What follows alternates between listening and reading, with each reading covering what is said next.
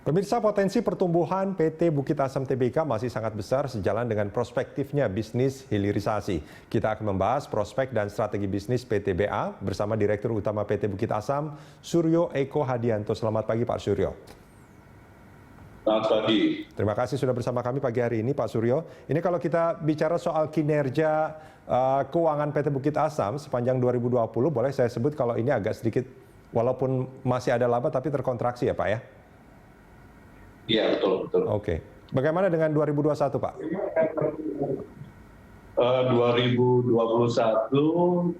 kami percaya kinerja Bukit Asam akan membaik, cukup membaik, ya. Oke. Akan terjadi perbaikan dari sisi revenue maupun profit, dan juga dari sisi produksi juga secara fundamental kita akan naik. Oke. Apa yang melandasi itu, Pak? Satu yang melandasi hal tersebut, memang pemerintah membuka ruang untuk perbaikan RKAB untuk volume produksi. Yang kedua adalah harga batubara yang berpihak ke kami lah hari ini.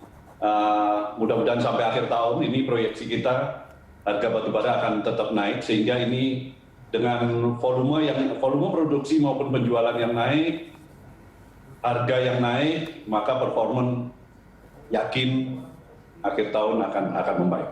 Oke. Di sisi lain memang masih ada bayang-bayang pandemi yang belum selesai. Kan itu yang menyebabkan permintaan batubara juga terus turun di sepanjang 2020 ya?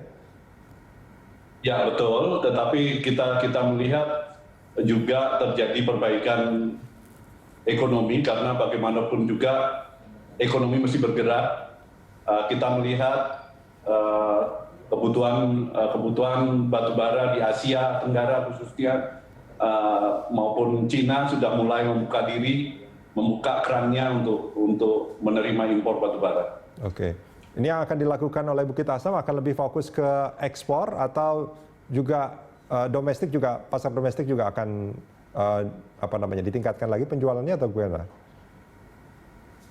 Kita akan dua-duanya akan kita support. Kita di dalam negeri kita punya kewajiban sebagai BUMN untuk menjaga kestabilan pasokan batubara ke PLN untuk menjaga listrik nasional, gitu ya. Itu sebagai tanggung jawab sosial kita. Di sisi lain dengan peluang harga batubara yang cukup bagus ini, kita juga akan manfaatkan untuk meningkatkan ekspor. Oke. Nah, selama ini kontribusi terbesar revenue Bukit Asam itu dari ekspor atau dari impor, Pak Suryo?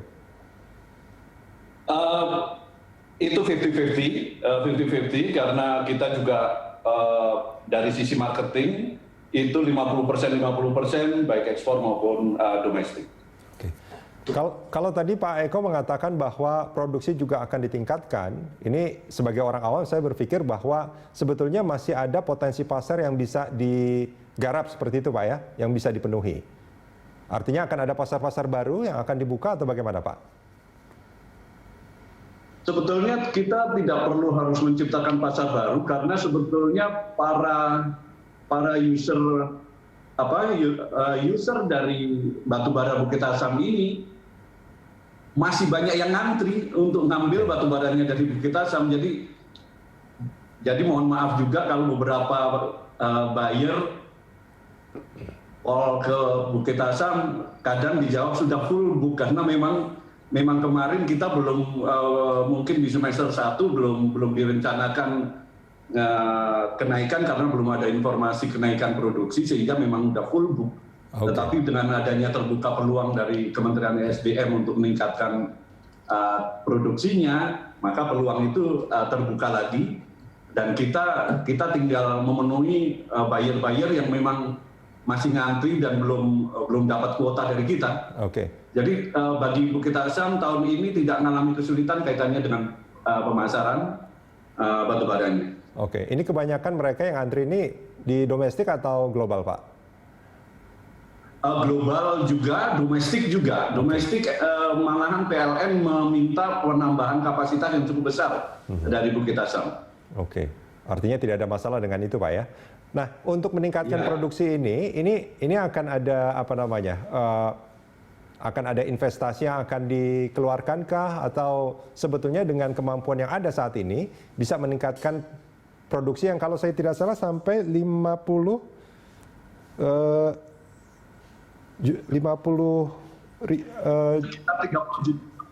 juta ton ya kalau nggak salah. Iya. Oke. Nah, apa yang akan dilakukan untuk meningkatkan produksi itu, Pak Suryo? Ini sebetulnya boleh dikatakan juga langkahnya cukup sederhana karena infrastruktur maupun peralatan yang kami miliki, equipment yang ada, seluruhnya kapasitasnya sudah melebihi 3 juta ton per bulan. Sehingga kalau hitungan matematis saja kalikan 12, sebetulnya untuk mencapai 36 juta ton tahun ini sangat memungkinkan. Tetapi perlu diketahui di semester 1 kemarin memang terjadi cuaca yang cukup ekstrim di lokasi tambang kami, sedemikian rupa sehingga target triwulan 1 itu belum bisa terpenuhi dan itu akan kami kejar di triwulan kedua sehingga target satu semester atau semester 1 akan terrecover di triwulan 2 ini. Oke.